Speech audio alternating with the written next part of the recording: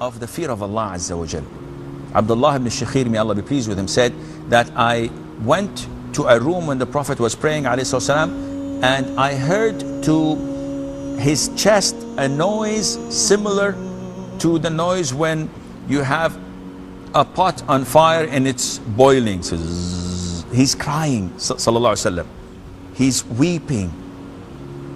Why would he do such a thing? Because when you remember Allah Azza wa Jal, when you remember the greatness of Allah subhanahu wa ta'ala, when you remember that Allah has created all this universe which does not mean anything at the greatness of Allah Azza wa Jal, and it is nothing compared to the greatness of Allah subhanahu wa ta'ala, and I as an individual, I am nothing at all compared to this huge universe, let alone compared to the greatest of Allah Azza wa Jal.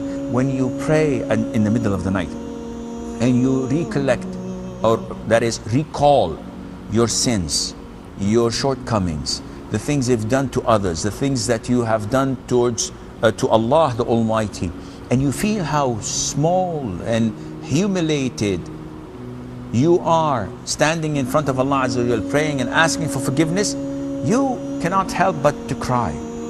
Likewise, when you ask Allah Azza wa Jal for forgiveness, when you're prostrating or you're making dua, if it comes from the heart, it rips your heart out, because you know how bad you were, and you still are, and you don't know how Allah Azza wa Jal is going to conclude your life. So you keep on praying, you keep on feeling this submissiveness and humility to Allah Azza wa Jal, and you cannot help but to cry. And that is why this is a little bit difficult.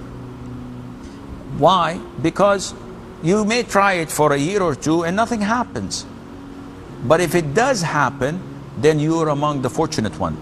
That is why you're encouraged to try and make it happen by faking it for few years, trying to convince yourself that you're crying out of the fear of Allah Azza wa Jal, and then Allah may bless you by making it and transforming it into sincere fear of Allah and crying. So what's the benefit if I cry and a tear falls from my eye? The Prophet said alayhi salatu wasalam, that there are two eyes would not see hell, meaning if my eyes will not see hell, then I would not be admitted to hell altogether, which means that definitely I'll be in paradise.